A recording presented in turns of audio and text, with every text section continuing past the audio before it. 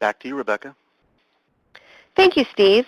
Now, I know many of you are probably aware of the new DoD regulations surrounding cybersecurity, but many of you are probably particularly curious about DoD Instruction 8510, the Risk Management Framework. I'm going to pass it over to Noah to learn more about this topic. Thank you, Rebecca. As you all know, information technology and systems are integral to operations at DoD. While these systems have brought great benefits to the battlefield and the office, they also represent a vulnerability. DoD systems are subject to threats that can have adverse effects on organizational operations, organizational assets, and the nation. In an effort to counter those threats, DoD has updated its cybersecurity policy under DoD Instruction 8500 and adopted the Risk Management Framework under DoD Instruction 8510. Today, we're going to introduce you to the Risk Management Framework and address the following topics, which you see on your screen: cybersecurity, the DoD transformation to the Risk Management Framework, enterprise-wide risk management, and the steps of the Risk Management Framework. There are 6. So if information systems represent vulnerability for DoD, how do we protect them? In the past, DoD guidance has focused on information assurance. Now, as you may be aware, DoD information assurance has undergone a transformation to cybersecurity. So what's changed? Everything and nothing at the same time. Information assurance has always been the cornerstone of any good cybersecurity program, but by broadening the definition, DoD has come to a more holistic approach to managing cybersecurity risks. Before we get too far into the changes, let's just define cybersecurity. Each year there are thousands of attempts to defeat DoD safeguards and penetrate computer networks. You've likely received specific attacks at your facility, but it's important to remember that because of the interconnected nature of our information systems, a risk to one system is a risk to all. Cybersecurity seeks to manage information security-related risks and includes measures necessary to protect, detect, characterize, counter, and mitigate unauthorized activities and vulnerabilities. I'm sure many of you are aware of the DoD policies that were updated this last March. This was a long time coming, and it takes us from the old practice of the Defense Information Assurance Certification and Accreditation Program, better known as DICAP, to the Cybersecurity and Risk Management Framework. DoD is not reinventing the wheel here, simply aligning cybersecurity and risk management policies, procedures, and guidance with joint transformation NIST documents to create the basis for a unified information security framework for the federal government. So what does this mean for you? DoD cybersecurity policies have transformed in an effort to provide clear and adaptable processes for stakeholders that support and secure missions and that they align with federal requirements. The DoD 8500 series still governs information assurance policy for DoD. They've just been consolidated under 8500.01 and more closely aligned with the Federal Information Systems Management Act, or FISMA, which employs NIST special publications and guidance in the accreditation process for IT systems. Under DoD Instruction 8510, DoD adopts the NIST Risk Management Framework, or RMF. This helps clarify the accreditation process for DoD IT and strengthens and supports enterprise-wide information security management. All right, I realize we're in a webinar, so I can't see any of you directly, but I can certainly sense more than a few eyes glazing over as I discuss cyber policy. And honestly, I don't blame you. But bear with me, because believe it or not, these regulations represent a really exciting leap forward in information security practice for DoD. Although you may have already been practicing security in depth and applying a holistic approach to securing our information systems, this is actually the first time that we are being mandated to do so. It represents a real change in the way leadership is thinking about security at DoD as a whole, and I'm pretty excited about it. The use of RMF is actually a great thing for DoD since it institutionalizes the concept of integrated DoD-wide risk management. Managing cybersecurity risks is complex and requires the involvement of the entire organization. Senior leaders planning and managing DoD operations, developers, implementers, and operators of that information technology to support those operations. Cybersecurity risk management is a subset of the overall risk management process for all DoD acquisitions. It's important to note the risk assessment process extends to the logistics support of fielded equipment and the need to maintain the integrity of those supply sources.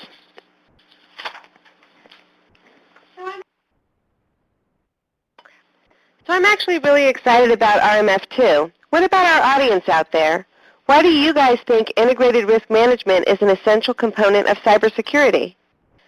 I'll give you guys a couple of minutes to respond in the chat box, but for myself, having worked in counterintelligence, personnel, industrial, and cybersecurity, I have to say I love the multidisciplinary approach that RMF offers. It seems like RMF kind of mandates what many of those conscientious security officers that I've worked with through the years have been doing all along, a defense-in-depth, layered style of security.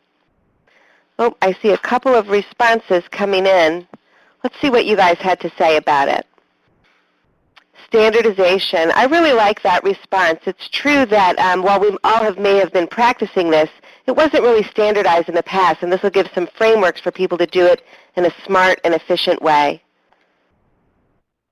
I like the idea, too, that Carol had about supporting security personnel. I think all of us want to achieve better cybersecurity, but we haven't been given the guidance on how to do it. Exactly what Kathleen is saying there, that it gets the entire team on board. And it's one thing to try to rally the troops. It's another, though, if we have a DoD directive or instruction that allows us to do so. Shared wisdom, that's a good response too, Lydia. I like it. Noah, why don't you tell us a little bit about how this all shakes out in the risk management framework? Sure thing. Thank you, Rebecca. The RMF is a 6-step process that replaces DoD's traditional certification and accreditation process. We're going to go through each of the steps one by one. Security categorization is the key first step in the risk management framework. This is because of its effect on all other steps of the framework, from selection of security controls to the level of effort in assessing security control effectiveness. Security categorization entails a thorough analysis of the organization's mission and business processes to identify the types of information that we're going to process, store, and transmit on those information systems supporting those mission and business processes. Security categorization provides a means for us to select the initial baseline of security controls for protecting the information system and subsequently the organization. The purpose of the select step is to specify appropriate security controls to meet those minimum security requirements as defined in the DoD baseline configuration standards, and to ensure the integrity, confidentiality, and availability of the information in the information system itself in accordance with the organization's protection strategy. The security control selection process includes activities designed to determine the required controls that will be implemented to reduce threats and manage risks from operating the organization's information systems. Implementation is used in the risk management framework in a broad sense to encompass all the activities necessary to translate the security controls identified in the system security plan into effective implementation. Once the appropriate baseline and common security controls have been identified, tailored supplemental guidance is applied, and the security controls are implemented. The next step in the risk management framework process is assess. Once security controls are implemented, they should be assessed for effectiveness. Security control assessment is a process employed by an organization to review the management, operational, and technical security controls of an information system. The assessment determines the extent to whether the controls are working. Are they implemented correctly? Operating as intended? Producing the desired outcome? In respect to meeting the requirements for the system in the organization. Security authorization is the official management decision of a senior organizational official to authorize the operation of an information system and to explicitly accept the risk to organizational operations, assets, individuals, other organizations, and the nation, based upon the implementation of an agreed-upon set of security controls. The critical aspect of the security authorization process is the last step, monitor security controls.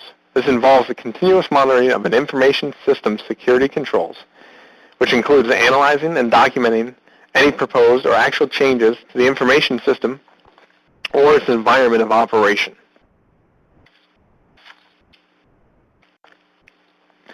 When we've talked about cybersecurity or information assurance in the past, it was tempting to just place that responsibility at the feet of our IT security team, or maybe just plain old IT folks. However, the risk management framework requires us to consider that all disciplines actually contribute to cybersecurity. If we consider the information system as our asset, we can evaluate the contributions of each discipline. Do our partners in industry have the same procedures in place to protect DoD information contained on their IT systems? Are physical security measures in place to safeguard information systems at those partners? Do the right people have access at the right level? Have information security procedures and policies adequately protected the information housed on those information technology systems? You make some great points, Noah, especially about the multidisciplinary nature of cybersecurity. I'd love to ask our audience, how do you guys think the various security disciplines contribute to cybersecurity? I know we have some participants out there from probably each one of these disciplines, and I'd like to hear what you guys think your role will be in the risk management framework. Oh, I see a couple of people are typing. I mean, as you look back over the phases of the risk management framework that Noah just described, try to consider where your security discipline fits in. You may be helping to define the system or identify threats or vulnerabilities that translate to specific security controls. Or you might be on the other end, evaluating the dynamic environment that your information systems live in to contribute to the continuous monitoring piece that comes in step 6. It seems like security personnel overall are the real keys to the success of RMS. And I see a few good answers coming back. Background checks under personnel security absolutely can assist in that access management portion. Basic principles keep the adversaries in check. I mean, that's a good response, Gary. I mean, I think there's nothing revolutionary about any of these principles. It's just learning to apply them in a cybersecurity environment, which even though we might have done in the past, I don't think we've all used a common language across the other disciplines and information system security. This helps us sort of all talk on the same page and make sure we're all addressing the same problems. A lot of you have really brought up that access management, which touches on a couple of things, not just the personnel and physical security, but information security too, knowing what level your items are controlled at and who can get access to it. And I love the security in depth comment from physical security as well. It seems like you guys have a pretty good understanding of this multidisciplinary approach to cybersecurity that's part of RMS. I'm going to pass it back to you, Noah, to talk a little bit more about how that can be implemented. Thank you, Rebecca. The DoD is committed to making the transition to our risk management framework seamless. To that end, DoD has deployed the Risk Management Framework Knowledge Service. Many of you may be familiar with the DIACAP Knowledge Service. The Risk Management Knowledge Service is very similar and has been recently launched by DoD. The URL for the Knowledge Service appears on your screen, but is also included in the Resources page as an available downloadable document in the box below. Important to note, the DIACAP Knowledge Service will still remain online to support those current systems accredited under DIACAP. All right, to sum it all up, we know that information technology and systems are integral to operations here at DoD. While these systems have brought great benefits to the battlefield and the office, they also represent a pretty big vulnerability. DoD systems are subject to threats that can have adverse effects on organizational operations, assets, individuals, and the nation. Those threats can compromise the confidentiality, integrity, or availability of the information processed, stored, or transmitted by DoD systems. In an effort to counter these threats, DoD has transformed its cybersecurity policy. Integrating information security into organizational infrastructure requires a carefully coordinated set of activities to ensure that fundamental requirements for information security are addressed and the risks to the organization from information systems is managed efficiently and cost-effectively. In response to the need for organizations to develop an organization-wide approach for managing risk, DoD has in turn adopted the Risk Management Framework. Thank you so much, Noah. What a great topic. And I'm glad that everyone can kind of familiarize themselves with the Risk Management Framework as we make this transition here at DoD. And while that was an excellent overview of the RMF, I will point out that if any of our participants want to get a more in-depth introduction to the Risk Management Framework, they're welcome to enroll in our newly released course, and it's available on our Learning Management System as course number CS 124.16. I want to take a moment to look at some of the questions that came in during the webinar, and some of you submitted some in advance. One listener had written, "We are awaiting Army's implementation policy, curious as to how quickly other DoD agencies are adopting this as of today." And a few more of you had questions about that same transition from DIACAP to RMF that Noah spoke about. Pretty much, DoD has identified a transition timeline for the DoD IT systems, and it's dependent upon system authorization status. For the most part, systems at either the beginning or end of their life cycle, those that are either brand new and unaccredited or reaching the end of their 3-year accreditation period, will need to transition to the RMF process within the next 6 months. Systems that are currently accredited somewhere in the middle of that cycle will be part of a more planned transition process. I would say that regardless of your status, you should immediately begin at least planning that transition to RMF. And if you consult the RMF Knowledge Service that Noah described, you can find out a little bit more information about your specific timelines. We have a link in the box below for CDSE Cybersecurity RMF resources, and that also has that link to the RMF Knowledge Service. Another question came in about when RMF for DoD IT will be applied for cleared contractor information systems. A lot of you had this question, and unfortunately that's not something I can really answer here today. I would say, though, that it's pretty safe to assume that the NISP requirements will eventually adopt, if not RMF itself, similar requirements.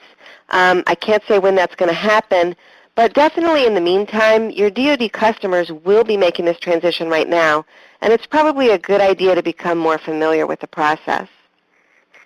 I see another question here. What is the role of a security officer in RMF? And I think we discussed this a bit here today already, the value of, and now actually the mandate that, we include all security disciplines in the cybersecurity process. Whether you work physical security, information security, personnel, industrial, you guys have a knowledge of the threat environment for our information systems, from the physical location to the users themselves, and you guys also have a knowledge of the processes and requirements for the use of those information systems that can really help identify vulnerabilities. This knowledge is pretty critical for identifying and configuring systems. They're at the beginning in step 1. But as you go through it, too, you can help determine appropriate security controls. You can implement that continuous monitoring from step 6. I really think that Risk Management Framework shows just how full participation from all security disciplines is really the key to effective cybersecurity. I don't see any other additional questions that have come in at this moment. I would like to point out to you guys that we have some past cybersecurity webinars. If you weren't able to catch the Cyber Insider Threat, that is still available on our website. You can check that out. Also, on October 9th, we're going to be broadcasting a cybersecurity webinar on trusted download, and that's going to be part of our overall CDSE participation in National Cybersecurity Awareness Month. And we'll actually have quite a few activities going on for that. I hope some of you will join us for Cybersecurity Awareness Month. We also recently launched a course, it says all other training there. We have a lot of cybersecurity training. If you're not familiar with our offerings, I will ask you to go and check them out. But one of our latest that we're proud of is the Mission Assurance for Senior Leaders. And I think that's also a really great complement to what Noah was talking about today. It really draws in enterprise-level personnel into cybersecurity, and it's a great one to take back and maybe show to your bosses. So information about those webinars as well as the other training is available not only on our website, but in that resource page that we've identified down there below for you to download. That's pretty much it, Noah. I just want to thank everybody for participating. It's been great to have everybody join in and talk about RMF as it comes on board for DoD. Before I let you all go, I'd like to pass it back over to Steve to talk about a survey that we have for our webinar participants. Thank you, Rebecca. In just a second in your browser, a short questionnaire is going to appear, and we'd appreciate if you would provide feedback. Thank you so much for attending. This ends our webinar.